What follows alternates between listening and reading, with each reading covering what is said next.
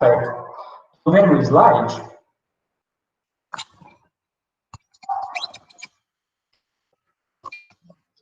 Pode. Assim? Sim, professor, dá para ver o slide. Obrigado. Eu vou colocar um caso clínico depois, mas eu vou colocar como estudo dirigido, até orientar as formas do estudo. Vou colocar um caso clínico junto com o estudo dirigido para direcionar. Eu vou colocar sobre trabalho de parto prematuro e uso de tocolíticos. E um dos usos de tocolítico é o anti-inflamatório, né? Além do bloqueador de canal de cálcio, que a gente ainda vai ver mais à frente. Mas eu quero que vocês dêem uma direcionada já no estudo para aprender um pouco mais, porque vocês vão estar sempre à frente disso, né? Trabalho de parto prematuro, a utilização de medicamentos para tentar prevenir, principalmente, prematuros abaixo de 32 semanas, que a gente preocupa mais, né? Então, assim, do jeito, né? 34 semanas, até 34 semanas, beleza. A partir disso, eu já tenho que ir para a incubadora.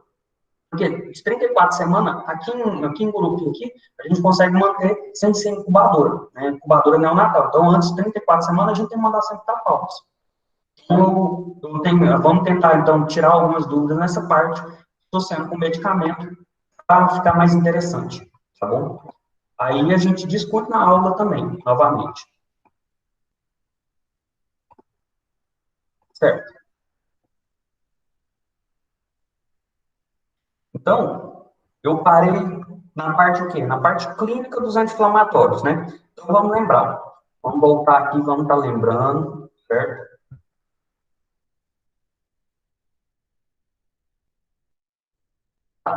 Então, lembrando, ó, a gente tem o quê? Os anti-inflamatórios, eles são inibidores da ciclo oxigenados, ou COX, né, que é a abreviação, sendo COX-1 ou COX-2. Lembra que a COX-1 ela é constitutiva e a COX-2 ela é induzida, né, que é um processo inflamatório. Então, a prostaglandina, ela trabalha com todo o sistema. Por que serve essa COX? É uma enzima que ela faz o quê? A isomeração. Então, ela vai converter o ácido araquidônico em quê? Prostaglandina. Então, foi a aula que a gente fizemos na aula passada. Só uma revisão. Essa prostaglandina, a gente lembra que a gente falou, tem prostaglandina I, né, que é a prostaciclina, prostaglandina F2, né, que atua principalmente na parte do miométrio. Né, a gente tem a prostaglandina o quê? E2, E1, a gente tem várias prostaglandinas que atuam em ações em todo o corpo, em todas as regiões, sendo que tem uma predominância de algumas prostaglandinas em certas partes, onde a gente tem as complicações dos efeitos adversos, porque os inibidores da COX, que são os anti-inflamatórios não esteroidais, eles são seletivos ou pouco seletivos, então, assim, porque quando eu falo assim, não seletivo, ele inibe COX-1 e COX-2, seletivo, inibe COX-2, certo? Então, a gente tem o quê? Os efeitos adversos, principalmente gastrointestinal, plaquetário, renal e hepático, a gente já comentou. Então, a gente tem todas essas alterações, por isso que o paciente ele vai ter problema renal, né? Então, ele pode tornar uma insuficiência renal crônica, futuro, por uso de anti-inflamatório constantemente.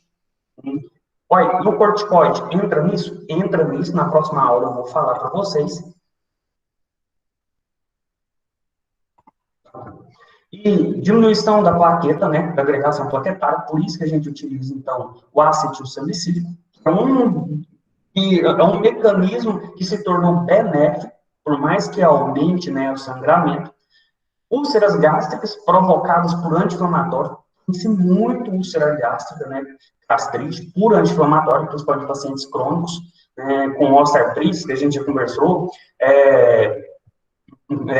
paciente que faz a utilização não dos corticoides, né? Vamos lembrar aqui, eu vaguei aqui, né?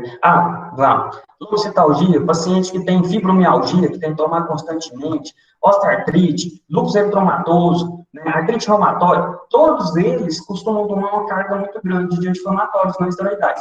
E eles acabam tendo o quê? Uma úlcera gástrica ou uma gastrite, produzido pelo medicamento. Alteração da enzima hepática. Né? Você tem que fazer a metabolização, principalmente né, lá no fígado. Certo? Aqui a gente comentou o quê? Das inibição da COX. Qual que tem menor, ó, porcentagem da inibição da COX? Qual que apresenta menor concentração? Meloxicam, Todolac, nimesulida, que o pessoal compra direto aí, um anti-inflamatório, né? Telecoxib, que aí é nos totalmente seletivos que a gente tem, e os outros, que vão tornando mais o quê?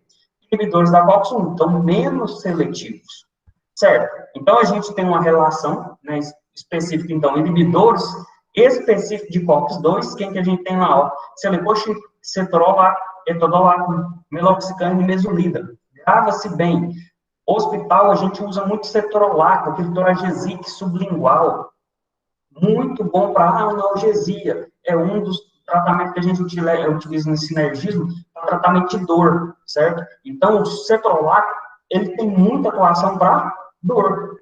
Ele sublingual. Então, tem um comprimido, Toragesic, sublingual, põe debaixo da língua, é o que o pessoal, os dentistas, costumam usar muito. Na hora que ele vai passar lá, ele passa lá, ó, um Toragesic, né? Aí ele passa uma dipirona. Por quê? Ele está fazendo um sinergismo para dor. E o Cetrolac é um inibidor específico da COX-2.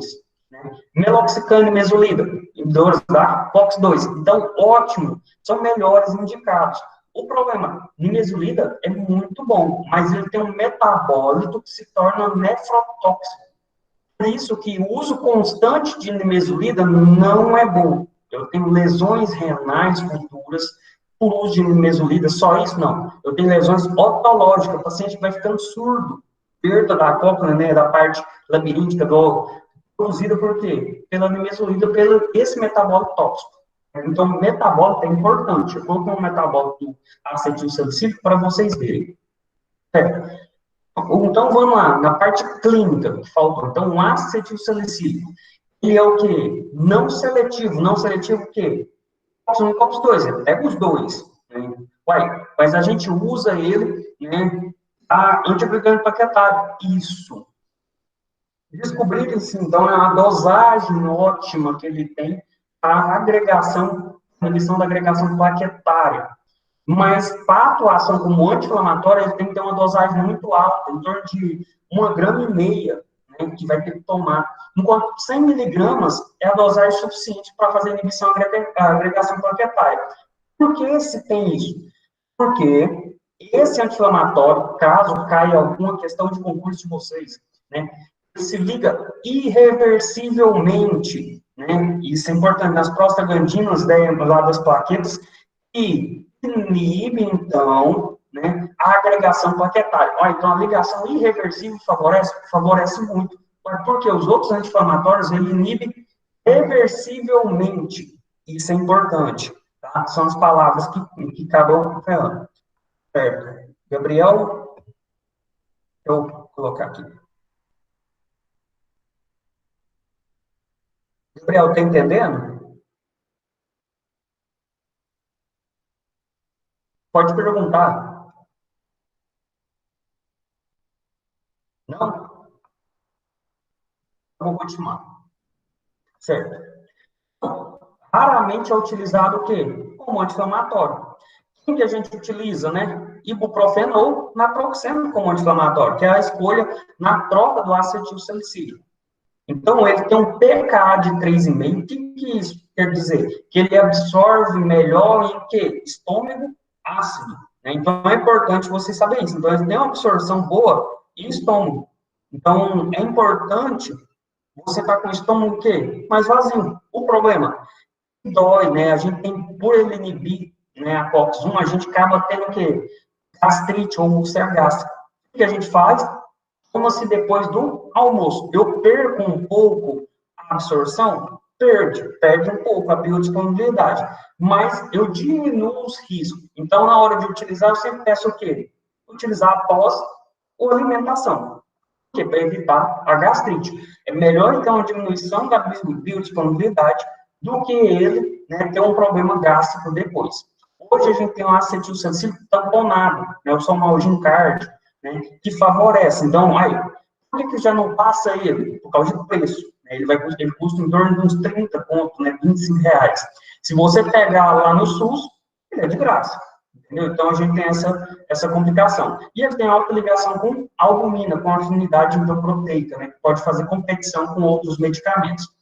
É um mecanismo inibidor irreversível da COX, né, é um inibidor de verificação plaquetária em torno de 8, 10 dias, por mais que eu tiro do medicamento, para o medicamento, ele demora um pouco, porque tem uma ligação bastante proteica. A dose analgésica é em torno de quê? 500 miligramas de anti-inflamatório, em torno de 1,5 grama. Né? Então, por isso que eu não utilizo, né, como parte como anti-inflamatório. Sim, ele se tornou como agregante plaquetário. Certo? Como é o metabolismo dele? Observa que o acetilsalicílico, ele vai converter em ácido salicílico, e lá, in vivo, então vai ocorrer em hidrólise, vai ocorrer, então, uma metabolização, principalmente hepática, que vai liberar metabólitos. E o metabólito salicilato de metila é um metabólito importante, que a gente vai estar o quê? Utilizando como efeito ativo. Então, um metabólito ativo. Além do ácido salicílico. E os outros? Então, um metabólito inativo. Você entende por que eu falo, então, quando o nimesulida ele é metabolizado, o metabólito dele ele é nefrotóxico e ototóxico, porque ele tem precipitações em certas regiões de órgãos, e é onde a gente acaba tendo algumas lesões por causa dos medicamentos. Os seletivos, Telecoxib, né, Enterocoxib, observa que a família, o final é Coxib. Os finais Coxib são das famílias dos seletivos por COX-2. Então, inibidor seletivo. Quando eu vou indicar ele? Osteoartrite, artrite reumatoide, ele afeta menos a agregação plaquetária, né? E pode apresentar, mas ele tem menor quantidade de reações adversas gastrointestinal. Então, quase se não tem gastrite induzida por esses medicamentos. Né? A meia-vida é maior, então eu pego ali o Enterocoxib, meia-vida de 22 horas. Quer dizer que esse medicamento você toma uma vez, ele para quase sair do corpo, a metade, para sair a metade do corpo, ele gasta quase um dia. Por isso que eu tomo o medicamento uma vez ao dia, por causa da meia-vida. Lá no hospital, é importante vocês saberem meia-vida. Por quê? A meia-vida determina a tomada. Né? A gente até comentou, essa meia-vida determina a tomada, porque se fosse uma meia-vida aqui de 6 horas, eu ia ter que tomar um medicamento, em média o quê? De 6 em 6 horas. Por quê? Para manter um limiar até a absorção e continuar aquela índice de faixa terapêutica. Qual a minha indicação? Osteoartrite, artrite reumática, artrite gotosa, né? Eu não utilizo esses anti-inflamatórios na crise da gota, e sim, às vezes, em algum esporádico para dor, para alívio, aí eu utilizo. E alívio, então, muscular. Quando o paciente está com longostalgia, né, com dores musculares, aquelas contraturas, eu posso indicar o Enterocoxib. Né, monitorar em função hepática, por quê? Porque eu tenho muitas aumento das transaminases, por causa da metabolização do fármaco. Meloxicam, quando eu vou passar doenças reumáticas, osteoartrite, são as principais indicações. Uai, eu tenho Tenoxicam lá no hospital. Por que eu utilizo tanto mais o Tenoxicam do que o Meloxicam? O Tenoxicam a gente tem o quê? Injetável, né? Então é da mesma família. Meloxicam, piroxicam, Tenoxicam. O que eu vou perceber? O Meloxicam, eu posso ter uma maior utilização em dores osteomuscular, porque percebe uma atuação nas prostaglandinas musculares. Doenças osteoartrite e doenças reumáticas. Ótimo. E para a dor, né, perceberam que o Tenoxicam tem mais analgesia, inibição das prostaglandinas 1, que vai melhorar a dor. Por isso que no hospital a gente usa mais Tenoxicam, certo? Além de ser injetável que a gente utiliza. Então, observa que o Meloxicam não tem tanta influência como a analgesia. Ele ajuda, que inibir prostaglandina já ajuda. Mas, se você usa o Tenoxicam, você tem melhor analgesia do que o Meloxicam. Inibe o quê? COX-2 mais do que COX-1, igual a gente já falou, né? E o Valtecoxib, então, você vê que é totalmente seletivo, COX-2, né? Inibidor altamente seletivo. só porque eu quase não tenho indicação por causa de síndrome de Steve Jobs. O que é síndrome de Steve Jobs? É aquela síndrome de reações alérgicas, né? Que eu tenho o quê? Uns sintomas, normalmente inicio com uma coriza, como fosse uma gripe, e depois eu começo a descamar. Eu tenho uma necrose epidérmica, né? Tóxica por causa do medicamento. Então, começa a criar bolha na pele, lesões, por causa do quê? De reações alérgicas produzidas pelo anti-inflamatório. Então, ele aconteceu muito caso. Então, quase não é utilizado, né? Para indicações. Esse é o caso, né, numa criança, observa que ele começa a correr o quê? Uma necrótica epidérmica, né, uma bolha, inicia com uma dermatite mesmo, um hexatema, placas aumentadas, e alterações em todo o corpo, é generalizado, às vezes tem uma descamação, e é onde depois eu tenho proliferação bacteriana, e eu tenho que entrar com antibiótico para tratar o paciente. Então, e é só esse anti-inflamatório que faz? Não, pode-se acontecer com outros, mas se tem mais estudos comprovados de casos com valdecoxib. Mas é só ele? Não, eu tenho lamotrigina, outros medicamentos, que acontece também, carbamazepina, outros medicamentos que podem ocorrer também, assim de Steve Jobs. Diclofenaco. Quase todo mundo já tomou diclofenaco, né? A gente tem diclofenaco de sódio e diclofenaco de potássio. Ué, qual a diferença? Preconiza a utilização de sódio, né, para pacientes que não é hipertenso. Aí eu passo o quê? Potássio. Né? Percebe-se mais uma analgesia no de sódio do que no de potássio. Então, observa. Paciente hipertenso, vou passar o diclofenaco de sódio? Evito. Passo de potássio. Paciente com dor, diclofenaco de sódio, é mais analgésico do que o potássio. Entendendo? Inibe o quê? COX-1 e COX-2. Ele vai ter problema gástrico? Vai. O paciente que toma 10 dias de diclofenac, ele vai sentir dor no estômago e ele vai reclamar. Entendeu? Então, eu tenho reações diversas, eu tenho complicações, então eu vou ter uma associação de diclofenac mais omeprazol? Vai. Por quê? Diclofenac mais omeprazol, inibidor de própolis, vocês já viram, diminuir a produção de ácido clorídrico. Misoprostol, lembra lá que é um agonista para a formação de prostaglandina, para formar o muco gástrico. Então, ele faz essa associação para os dois. Como o misoprostol ficou restrito só para o hospital, a gente não utiliza, certo? E elevação das transaminases que o diclofenac faz. E o colírio, a gente tem a utilização dele? Tem. Utiliza muito pós-operatório, porque não é mais para analgesia. Eu tenho lá, metamol, cetrolato de trometamol, colírio, mas para dor. Eu uso mais no período pós-operatório. O paciente vai pegar soda, né? Alguém na família, às vezes é serralheiro, alguma coisa, não tem colírio anestésico. Vai lá, compra cetrolato, né? Que é um colírio. É o quê? Cetrolato de trometamol e pinga no olho para ajudar a tirar a dor. Ou compra diclofenaco para tirar a dor do olho, né? Porque às vezes não vai passar um anestésico colírio. Né? E a gente tem diversos vídeos de administração. Diflunisal, inibe tanto COX-1 e COX-2, né? A gente indica muito para alívio da dor no câncer e no controle da dor de cirurgia. Por quê? Porque ele tem grande atuação em dor. Ótimo para a dor? É ótimo para fazer sinergismo de dor.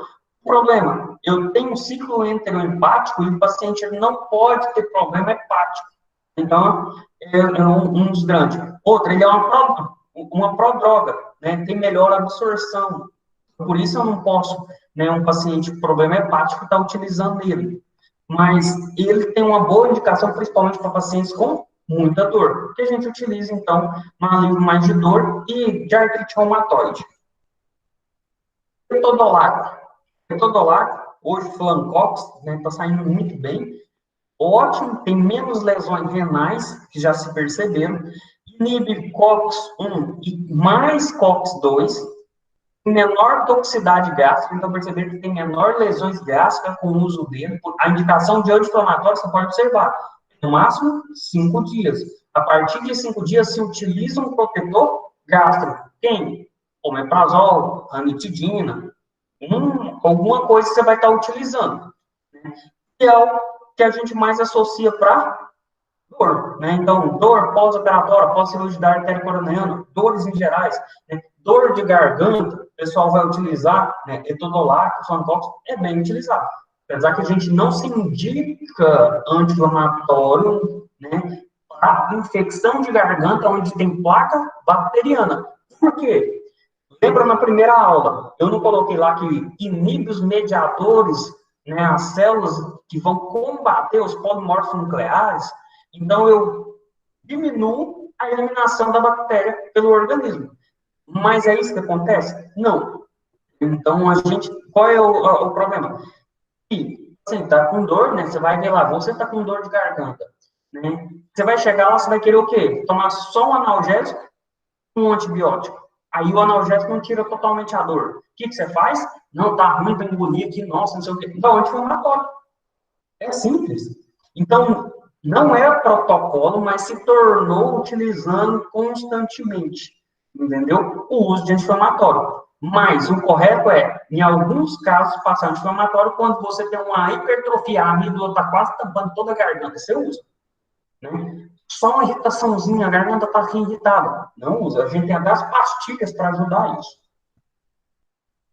O ibuprofeno, né? Hoje eu tenho Triptex, né? Bem utilizado. Ele ajuda muito em analgesia, né? Ou cirurgia de orelha, pescoço. A gente tem pastilha deles, né? Que utiliza na faringite para utilizar quando está com a amigdalite muito grande. Eu utilizo ele, né, quando está que é a pastilha, e muito utilizado para espondilite anquilosante gota, também para dor aguda, eu utilizo ele, certo? Então, pode provocar ataxia, tremor e mioclonia. Então, a gente tem um tremor essencial após ele. Por isso, devido aos efeitos colaterais, né, a gente tem por ele, a gente não tem grandes indicações. A gente indica principalmente quando tem o quê? Essas patologias. Aí tem gota, gota, mas eu tenho outros melhores do que ele. Ele é bom para gota, mas eu tenho melhores. Devido aos efeitos colaterais, eu quase não tenho tanta indicação. Então, vocês vão ver que muitos nunca tomou, nunca viu ele. Ibuprofeno, né? Equivalente ao AS no anti-inflamatório, né? A analgesia em baixas doses. Então tem um ibuprofeno lá, até no postinho, você vai ver lá que tem a dose lá de 400, tem a de 600. Com menor dosagem, eu vou ter o quê? Analgesia só, não vou ter atuação anti-inflamatória. Por isso que se toma ibuprofeno, o quê? 4 vezes ao dia ou 3 vezes ao dia. Se for com inflamação, o de 600, entendeu? Então, 3 vezes ao dia de 600 miligramas, ou 4 vezes ao dia. Eu gosto de utilizar 4 vezes ao dia. Melhor atuação como anti-inflamatório. A gente tem creme, formas de veículos diferentes para utilização em prematuros, né? O fechamento do canal arterial em prematuros. Então, se quiser induzir o fechamento, a gente utiliza. O que a gente faz? Evita-se. Criança nasceu, vai usar anti-inflamatório? Não. O ibuprofeno já tem trabalho fazendo induzindo o fechamento do canal arterial. Mas, né, o que a gente faz? Somente dipirona ou paracetamol. Ué, mas dipirona e paracetamol, ele também é anti-inflamatório? É classificado, não se sabe totalmente o mecanismo, mas ele inibe a prostaglandina. Por isso que a gente utiliza ele para dor. Mas eles não induzem o fechamento do canal arterial. Se você olhar na bula, ibuprofeno só pode ser utilizado em criança a partir de 6 meses. E ele é o anti-inflamatório preconizado. Por isso que a gente utiliza ele. E ele abaixa a febre? Abaixa. Então, é o único, né? A gente tem as comparações. O anti-inflamatório, tirando o Écuri, comparativo a essa, ele, além de ser analgésico, ele é antipirético e anti-inflamatório. Então, a gente tem 3. O que depende dessas categorias? A concentração. Então, por isso que dosagem é importante. Você vai pegar a dosagem dele, se eu utilizar em baixa dosagem, ele faz o quê? Analgesia. Ele vai diminuir? Pega. Se eu quero um anti-inflamatório, eu aumento a dosagem. Aí eu tenho um processo de atuação como anti-inflamatório. Certo? O uso de ibuprofeno e AS diminui o efeito anti-inflamatório, porque é uma competição pela proteína plasmática, que é a albumina, e isso acaba tendo um efeito, uma redução do efeito anti-inflamatório.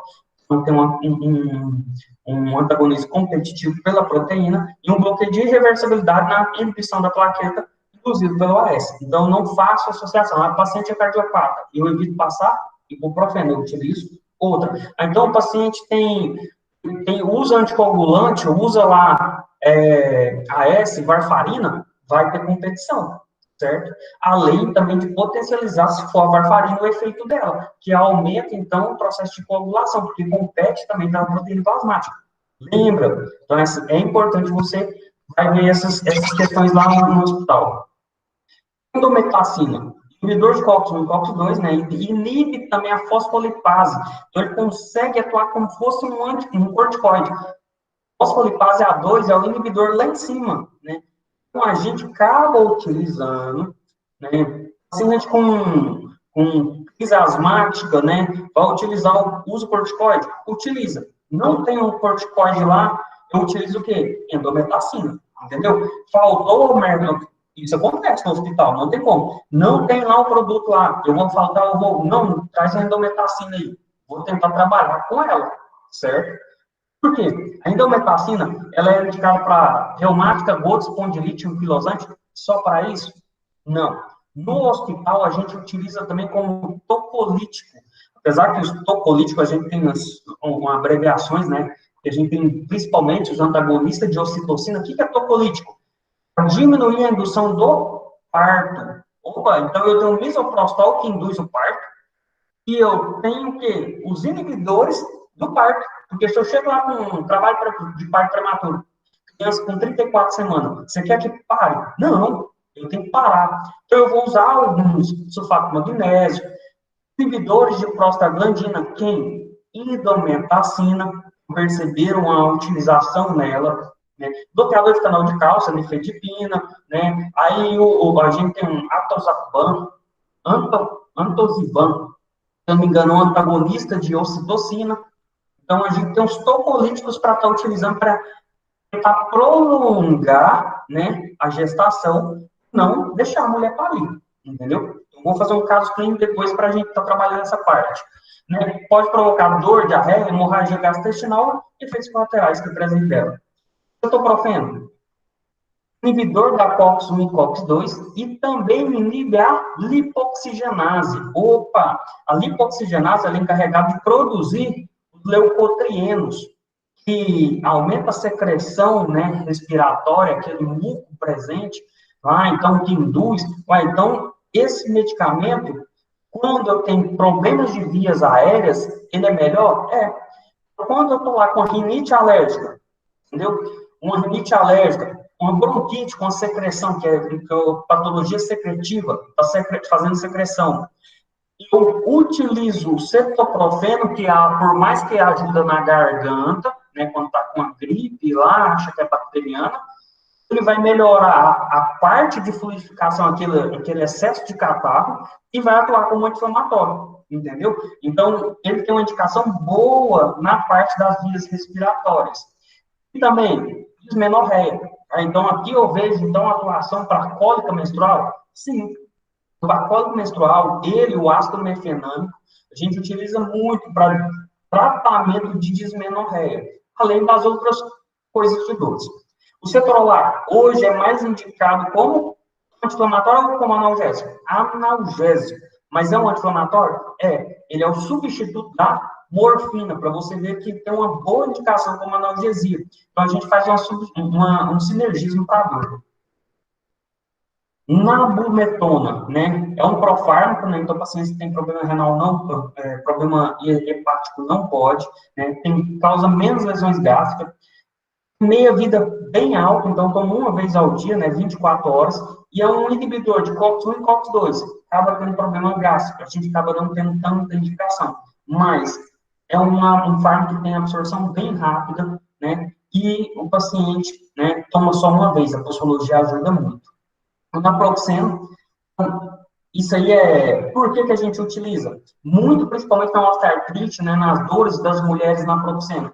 porque percebeu que tem maior ação livre na mulher. Então, ele tem melhor efeito na mulher do que no homem. Por isso que a gente indica principalmente para a mulher o naproxeno. Né? A gente tem várias formulações prolongadas com suspensão, já associado, né, com bomba de próton para quem tem doenças, indicações reumatológicas. Por isso que é um fármaco excelente. Oxaprozosina, meia-vida longa, né, e levemente uricosúrico, potencialmente útil na gota. A oxaprozina, né, o paciente, quando está no crise da gota, ele ajuda o quê? A eliminar ácido úrico na urina. Então, eu vou utilizar a oxaprozina na crise, junto com a colchicina, são os tratamentos, né, para a gota, 1,5 gramas por dia, mais a oxaprozosina. Então, é bem mais exclusivo da gota.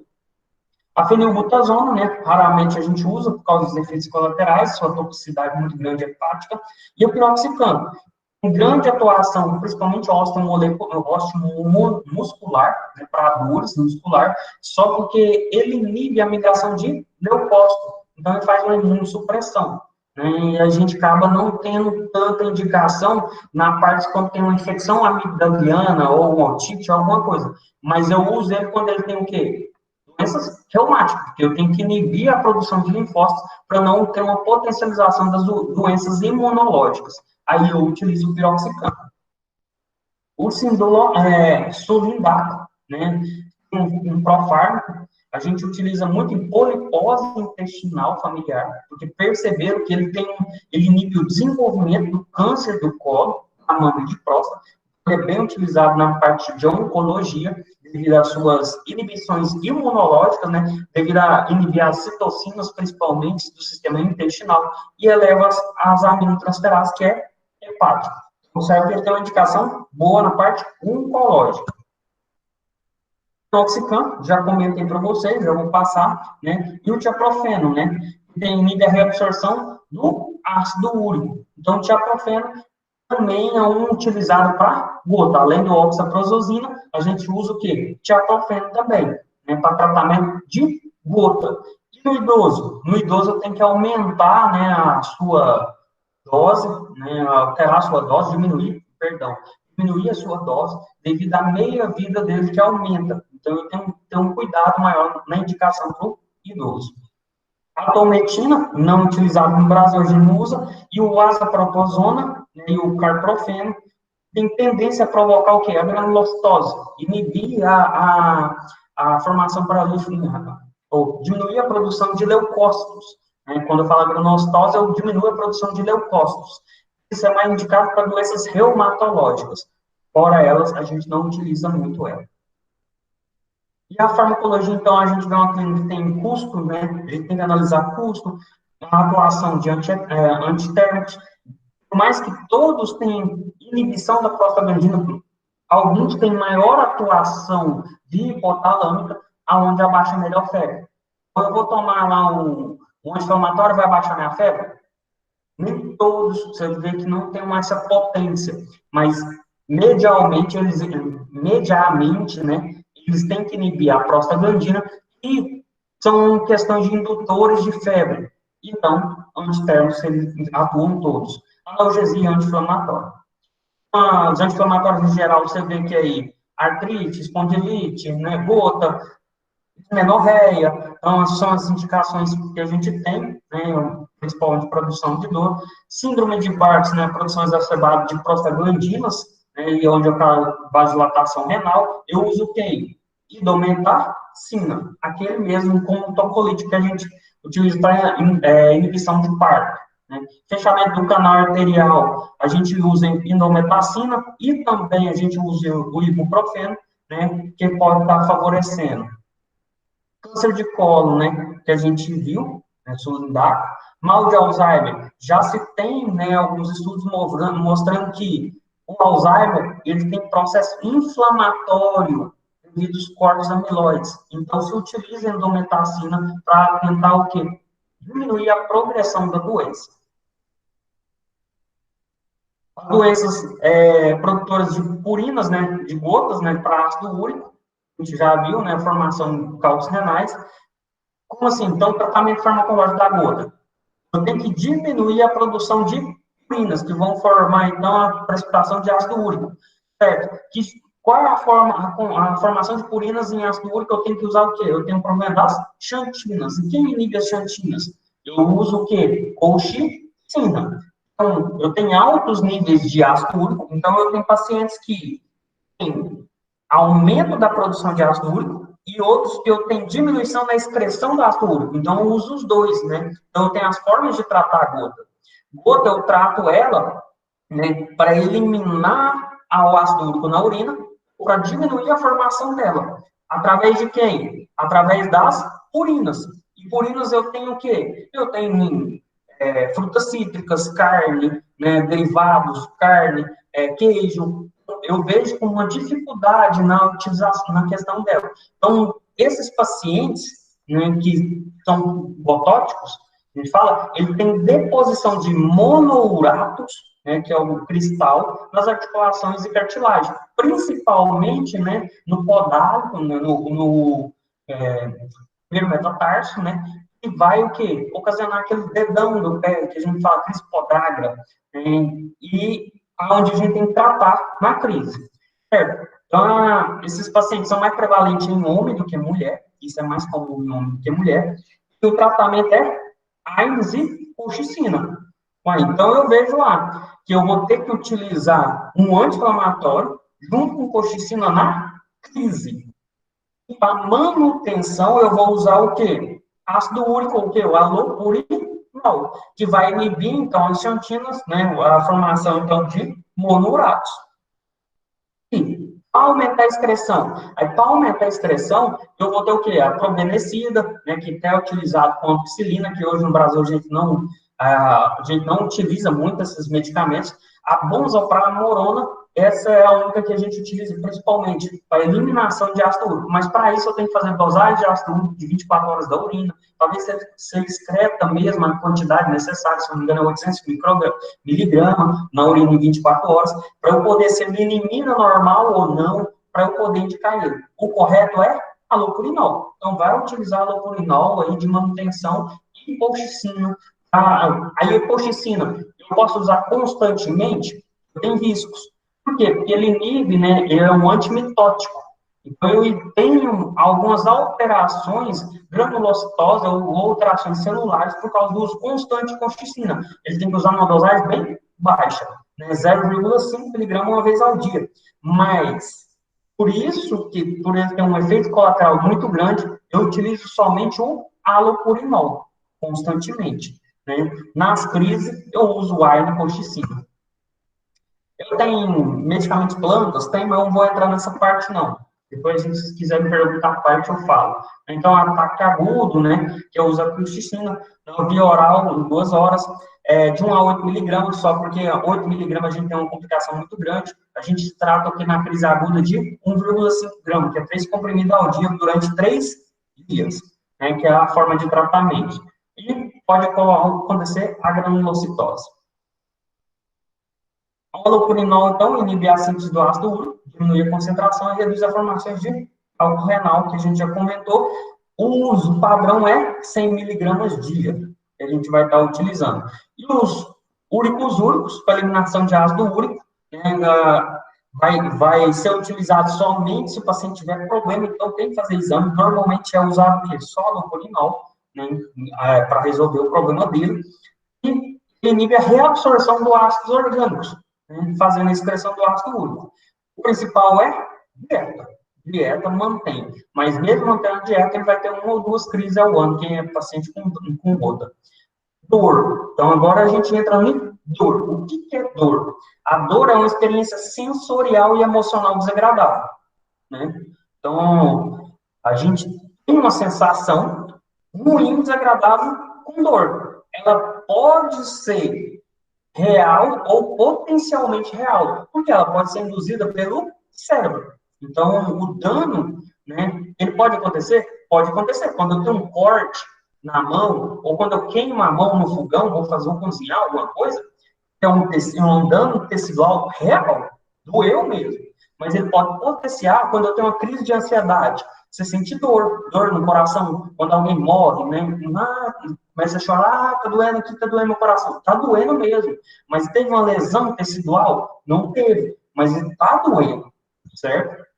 Então, ele é considerado o quinto sinal, né, vital. Então, ele que é uma avaliação regular dentro do corpo clínico. Então, no hospital, a gente vai avaliar bastante a questão da dor. Dor é um sinal. Com dor, opa, liga um alerta. Vamos ver o porquê dessa dor. Certo? E que jeito que eu vou classificar? Eu tenho o quê? A classificação dela, aguda ou crônica. Quando ela é aguda? De imediato. Quando quem tem dor de cabeça? É uma dor aguda. Né? Nossa, mas tá doendo demais. A crônica.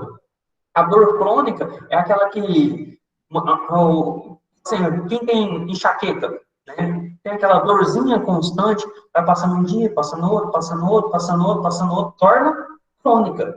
A dor crônica é a longo prazo, né? Então, é uma daquela constante que vai permitindo. Durou-se mais de 48 horas, está se tornando uma dor crônica. Porque dor aguda a gente trata de imediato. A partir de 2 dias é crônico. Dor é diferente de uma infecção. Qual a infecção crônica? A partir de 30 dias. Qual a característica da minha dor? A minha dor, eu tenho o quê? Dor nociceptiva, neuropática ou mista. Como assim? Dor nociceptiva é aquela dor que eu tenho receptores no corpo. Eu tenho receptores o quê? Porfine, Pacini, Mézières, que é de pressão, de tato. Então, eu tenho lesão, qualquer alteração, eu vou sentir dor. Né? E os receptores, né, nociceptivos, que produzem mediadores de dor. Quais são os mediadores? Prostaglandina, bradicinina. Opa! E a gente estudou como anti-inflamatório. Por isso que a gente utiliza anti-inflamatório. Né? E a dor neuropática? É aquela dor do nervo. Opa! Tem aquela cefaleia trigeminal, né? Quando eu tenho em salva, vai doer que arranca, até parece que está arrancando o olho. É aquela dor do nervo. Uma longocitalgia irradiada pelo nervo ciático, né? Então, é uma dor neuropática, né? Que a pessoa sente, né? E a dor fantasma. Opa! A dor fantasma é uma dor neuropática. Dor, né? O paciente ele tem o quê? Crise de ansiedade, depressão, ele sente dor? Sente dor. Então, dor gástrica, né? Aquela dor induzida principalmente via neuronal. Dor mista, que pode proporcionar pelo câncer, né? Tanto com alterações teciduais como neural. A dor aguda é um propósito de alerta, né? Então, a principal resposta psicológica é a ansiedade, né? Não tem como. Aquela dor forte, o que ocasiona a ansiedade, ela pode desencadear, e ela é o quê? Fuga, né? Ela está tendo alguma coisa aqui. É uma interrupção com sinal o quê? Nociceptivo. E a dor crônica? Sem propósito o quê? Definido. Ela pode ser periférica, central ou psicológica, né? Ela pode ser resposta que vem do medo, desespero, transtorno de ansiedade, então, transtorno do pânico, em si, então, dores, né? Psicológica, né? E o desenvolvimento, quando psicológico, eu tenho alteração do sono, eu tenho alteração do libido, eu tenho apetite. São dores que a pessoa sente constantemente. É uma dor crônica. A classificação nociceptiva, então, mecanismo periférico, igual eu comentei para vocês, né? Que tem uma sensibilização persistente dos nossos receptores. E pacientes que têm o quê? A gente fala alodínia, que é uma hiperalgesia. Sente dor, para você fala assim, moço, não está doendo assim, não. A dor é subjetiva. Às vezes ele tem uma hipersensibilidade. Então ele vai sentir mais dor do que outros. Certo? Então a gente não pode menosprezar a dor do outro não. Principalmente lá no hospital, vocês vão ser o cargo-chefe vai chegar lá para avaliar, né, tem a avaliação rotina, né, da prescrição da enfermagem, você vai lá para assim, moço, tá doendo, tá doendo. Não, mas não tá doendo desse jeito, não, moço, o cara tomou morfina. Se for um paciente oncológico terminal, ele talvez está sentindo aquela dor mesmo, né? É uma dor neuropática, né? Tem complicações, entendeu? Então, a gente é subjetivo dor. Dor neuropática, então, né? Irritações da fibra C. A fibra C é a encarregada principalmente da condutividade, né? Via medular para dor. Né? E dor mista quando usa o quê? Utiliza a via nociceptiva e neuropática. Qual é a fisiopatologia da dor? Então, primeiro ela tem uma tradução, depois ela tem uma transmissão, depois uma modulação no corpo medular, e depois uma combinação e interpretação, certo? Então, eu vou lá, então. Então, os mecanismos pode ser o quê? Vou mostrar a figura que fica mais fácil. Eu vou lá quem? Eu tenho um quê? Uma transmissão, que ó, teve uma tradução, que eu teve uma sensibilidade dos nossos receptivos. Pode ser térmico, pode ser mecânico, pode ser compressão. Às vezes espremeu a mão, né? Foi trabalhar, ou trabalha com torneira, alguma coisa, espremeu a mão, ou então foi fazer manivela, alguma coisa, comprime o dedo, ou então você vai fechar a porta do carro, fecha os dedos da mão, então, aí vai ter o quê? Tradução. Essa vai ter uma transmissão pela fibra, principalmente fibra C, que conduzem, né? A gente tem fibra alfa, delta e fibra C, que conduzem diferente essa dor, e a fibra C, ela conduz mais rápido, que vai chegar no corpo medular posterior, né? A gente tem várias lâminas que vai ocorrer modulação lá no corpo. Aonde é esse corpo? Lá na coluna. Então, lá na coluna chega. Chegou lá na coluna, vai ocorrer uma modulação e vai ser transmitido via espintalâmica, as vias piramidais, para chegar lá no cérebro. Aí tem o quê? Uma percepção da dor. Aí eu vou ter uma descida. Opa, então tá, eu tenho então vias. Aqui os medicamentos eles vão atuar o quê? Ou aqui, ou aqui, ou aqui, ou aqui. Entendeu? Então tem lugares de atuações diferentes. Porque quando eu tenho uma dor, eu tenho mediadores. Qual que vai ser o quê? Prostaglandina, histamina, bradicimina, serotonina, né? São os principais que a gente usa, e os receptores, tiroquinase, né? Todos eles são mediados por quem? Por morfonucleares. Eu causo uma indução, vai mandar aqui os mediadores, então, os hormônios vão estar aqui, ó, mandando, né? E esses hormônios têm que ser inibidos. Então, por isso que eu tenho que inibir prostaglandina, bradicinina, aqui, os hidrogênio, para parar, então, essa dor. Então, quando eu tenho uma analgesia, eu tenho que fazer uma analgesia, eu tenho que pensar naquela parte. Então, eu tenho vários tipos de medicamentos. Eu tenho os anti-inflamatórios não esteroidais, que a gente viu. Eu tenho os analgésicos opioides, tem tramadol, morfina, né, codeína. A gente tem os analgésicos, e tem os analgésicos não opioides, que é quem? Paracetamol, dipirona. E tem os bloqueios periféricos, né, por anestésico e opioides. Certo?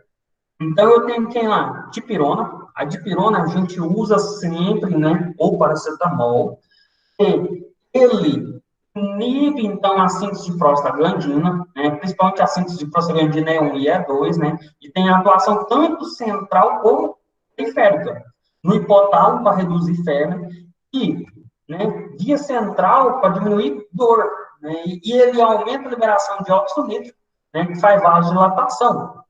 Eu tenho uma sensibilidade, uma diminuição da sensibilidade, ele tem um efeito direto nos receptores da dor.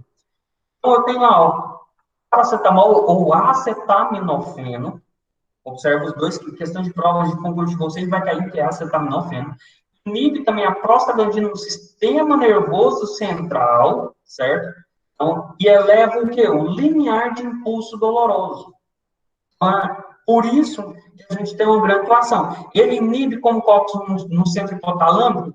Inibe, mas tem menor atuação nas prostaglandinas hipotalâmicas do que a dipirona. A dipirona, ela atravessa a barreira maxicefálica em maior quantidade, ela atua melhor no febre do que o paracetamol. E por vasodilatação do mesmo jeito de dipirona, né? Na dengue, a gente tem que tomar um cuidado por causa da metabolização hepática, e é bom intercalar junto com dipirona, por causa da hepatotoxicidade dele.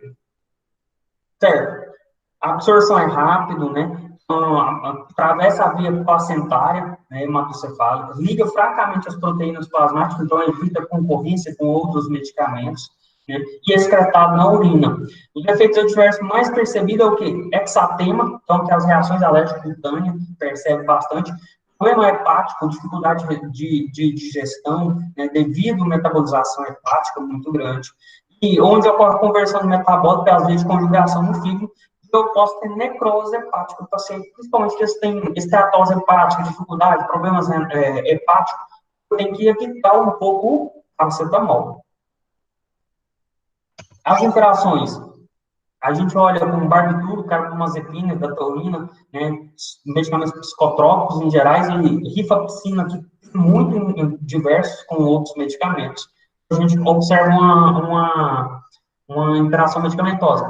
E com o alimento, você acaba retardando a sua absorção. Então, se eu utilizar paracetamol junto com o alimento, a maioria, né, não em todos os alimentos, mas diminui um pouco a sua absorção, porque diminui um pouco o pH estomacal.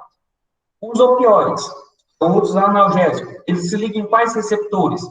Mi, Kappa, delta, sigma, e também a gente tem os receptores deltas, epsilon, né?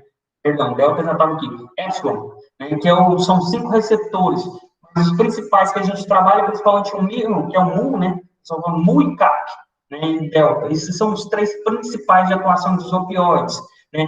Aonde se localiza? Lá no corno dorsal da medula espinhal. Então, aqui já te fala que quando você utilizar opioides, vai estar atuando diretamente lá na medula, vai atuar também no tálamo, então lá no sistema nervoso central. Né? Então, por isso que o opioide ele bloqueia tanto o medular como via central. Por isso que é um dos grandes utilização. O problema, a gente tem efeitos colaterais, que podem ocasionar depressão respiratória, analgesia e constipação, que é o principal que a gente vê lá na UTI. Por que constipação?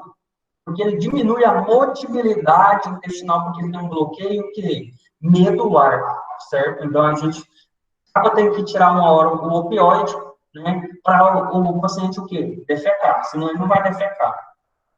O mecanismo de ação, deixei aqui para cada um, e qual é a atuação? Então, eu vejo que os anestésicos e anti-inflamatórios atuam nos receptores nociceptivos, os anestésicos locais, bloqueio de transmissão, os opioides, né, lá no medular, e os anestésicos locais, e os opioides via central. Por isso, se observa que os opioides atuam bem central, medular. E os anestésicos? Medular e periférico, que é transmissão. Né? E a gente vai trabalhar principalmente, então, opioides, né, e anti-inflamatórios. Os receptores, vou deixar aqui, então, os locais principais onde eu encontro. Então, supramedular, né, na analgesias, supraespinhal, CAP medular, né, delta, afetiva analgesia, e o sigma que ocorre mais disporia, né, que é onde se liga, eu vejo medicamentos que têm maior ligação em fazer alucinação. Aí eu vejo lá na morfina, né, que tem uma atuação principalmente no aumento da disporia, né, a cocaína, que aumenta também, principalmente ligando os receptores sigma. Lembrar a cocaína, por mais que a anestésia também, ele atua nesses receptores. Certo? Então, eu tenho analgesia, euforia, sedação e depressão respiratória, acontecendo principalmente em quais receptores? MU. Os receptores MU, ele vai atuar diretamente na dor, mas eu vou ter também um risco de depressão respiratória, por causa da inibição da transmissão medular. Ocorre sonolência, né, turbação da consciência, a pessoa fica o quê? Devagando, né, um pouco, né? É uma euforia, inicialmente ela provoca uma sensação de agradável, né? Por isso que quando você utiliza um paco, que é aquela codeína com paracetamol, fica o quê? Uma sensação boa, porque há uma sensibilidade quando é uma dosagem regular, né? E ocorre a analgesia. O trato gastrointestinal, efeito de constipação, não se tem muito. Contração do músculo biliar, que ocasiona, então, cólicas biliares, é um dos problemas pós o uso, né, de opioides, que é as cólicas abdominais, né, que aparecem no flanco, né, direito. Então, ato genital tem depressão, diminuição do fluxo plasmático renal, né, da depuração e excreção renal, e aumento do esfíncter, né, para retenção de urina. E eu também tenho uma constipação, então, eu captei os dois. No útero, já haver prolongamento do trabalho do parto. Por isso que faz a analgesia, né, depois. Né, faz-se o parto e depois se usa, né, analgésico. O uso clínico, analgesia, promove procedimento, cólica abdominais e diarreia, o elixir paregórico. O elixir paregórico é um opioide? Tem o ópio. O ópio, né, não sei se vocês viram, mulheres tomam para dismenorreia também, o elixir paregórico, bem velho, vendia na farmácia, hoje se tornou que controlado. Ele é utilizado para cólica abdominais e diarreia, por causa das concentrações de ópio que tem. Certo? tratamento de tosse intensa e improdutiva. E eu utilizo codeína quando a tosse é seca, né? Pode ser tosse alérgica? Pode, eu tenho que diferenciar. Mas quando não para aquela tosse, eu utilizo o quê? Codeína. Depois, quando eu não paro com codeína, eu uso clorpromazina, que é um antipsicótico. Aí eu uso outro. Mas, inicialmente, eu uso uma codeína para tentar parar a tosse do paciente. Efeitos tóxicos, né? Tô tranquilo. Já está quase terminando já. Os principais tópicos eu já vou chegar para fazer um sinergismo para a gente. Vocês estão cansados? Quer parar aqui ou não? O próximo é a analgesia. Você quer parar e eu continuo na próxima aula? Falta muito. Professor, falta muito. É cansativo, professor, ainda mais nós que estamos aqui do outro lado. Entendi. Entendi. Ainda falta eu falar os primeiros. Vocês sabem o degrau de dor ou não? Vai faltar uns. Deixa eu ver aqui.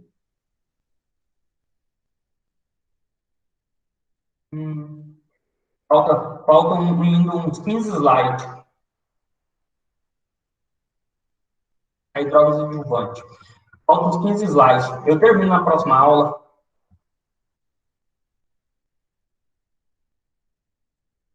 Tá bom? Eu já termino na próxima aula e aí eu continuo.